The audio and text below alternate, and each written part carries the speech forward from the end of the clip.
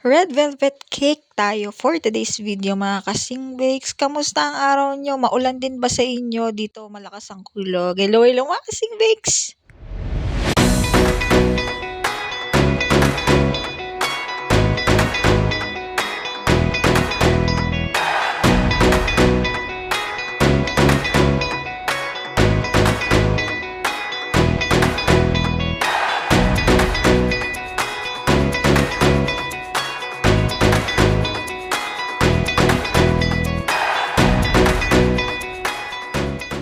Balita ko nga mga kasing-bakes ay may bagyo, pero yun nga, since tag-ulan naman na is given talaga na may time talaga ngayon na malakas yung ulan. And ito yung mga hinihintay ng mga mahilig magtanim ng mga gulay. So yun, mabalik tayo sa cake natin. Ito ay red velvet cake.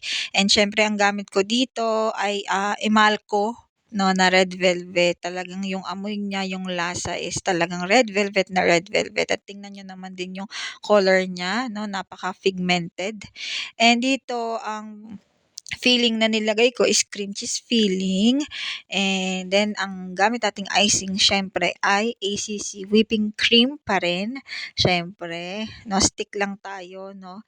And, yan, nagdat lang ako ng color yellow sa ating icing para maging ganyan po yung kulay niya. Since yan po yung ginayang design ni client, and ito ay order na rush noong last month pa. No, talagang wala akong time mag-edit dahil start na ng annual report, no? So, first annual reporting. So, ganun talaga ako ka-busy, no? And, ayan, magpa-pipe lang tayo ng flowers dito since yun yung nakalagay doon sa design na pinasa sa atin ni client, no? And ito ay, sabi ko nga sa inyo, rush. Pero nag-comment naman din siya ng magandang comment about sa ating cake, sa lasa, sa lahat-lahat, no?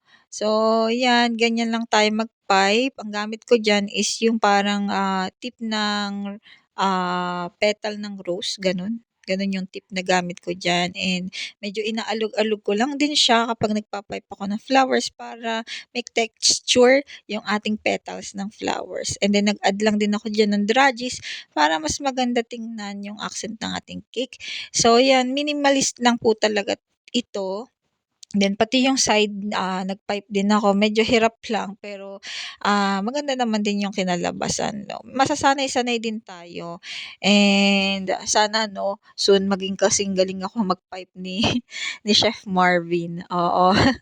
So ayun, and siguro more practice pa kasi gusto ko rin matuto ng iba't ibang uri ng flowers pagdating dito sa flower piping, 'no. Usually kasi ginagamit 'to sa mga buttercream pero siyempre kay ACC ay, kayang-kaya naman itong gawin din, 'no. So yun mga kasing bakes 'no, wala talaga akong usually actually ngayon wala akong, chika.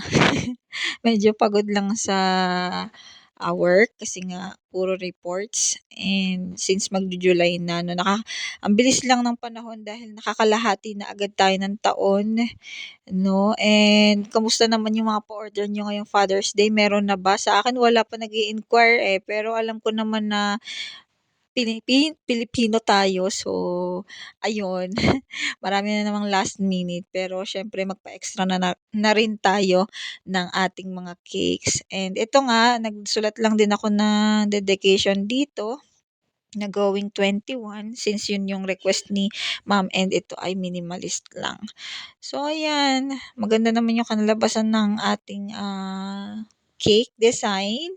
And mamaya ipakikita ko rin sa inyo yung mga cupcake na merong fondant toppers na ginawa ko. Siyempre, EMF pa rin ang ating fondant na gamit since maulan, since talagang kailangan natin ng stable at matatag na fondant sa mga gantong panahon. So, yeah, EMF yung maire-recommend ko sa inyo. And syempre, kung hindi pa kayo nakaka-enroll, mag-enroll na kayo, no? Baka lugar nyo na yung next schedule ni Chef Emily. Yan. Pwede nyo po siyang i-PM or yung mga admins niya para makapag-inquire, para makapag-enroll sa kanilang classes, no?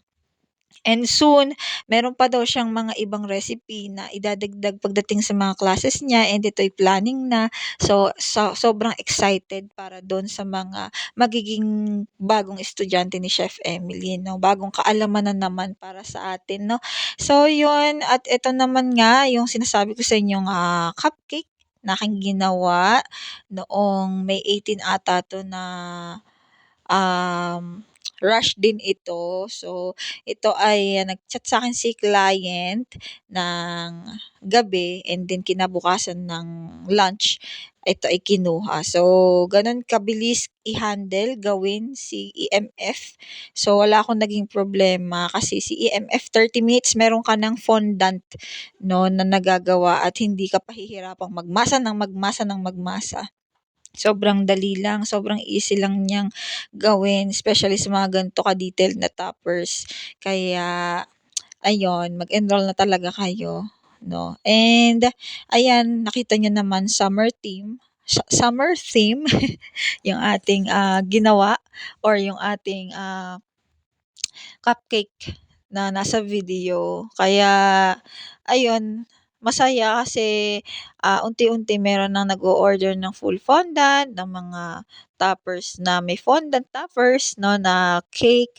Kasi yun yung gusto ko, eh, medyo nacha-challenge tayo, and siyempre sayang naman din yung ating in-enroll kung wala man lang mag-o-order sa'tin gamit yung fondant, 'di ba? Gustong-gusto ko talagang i-push 'to kasi, siyempre mas maganda, sabi nga ni Nay Chef Emily, mas maganda na edible lahat yung ating, gagamitin sa ating mga cupcakes and cakes, since ito naman ay food ano, iwas contamination, and siyempre, need pa i-sanitize yung ibang mga details. So, ito po yung final outcome ng mga ginawa natin for today's video 'no. So, yun, salamat, mga kasing bakes. Sana po i-share niyo po at i-follow ako. Salamat ng marami.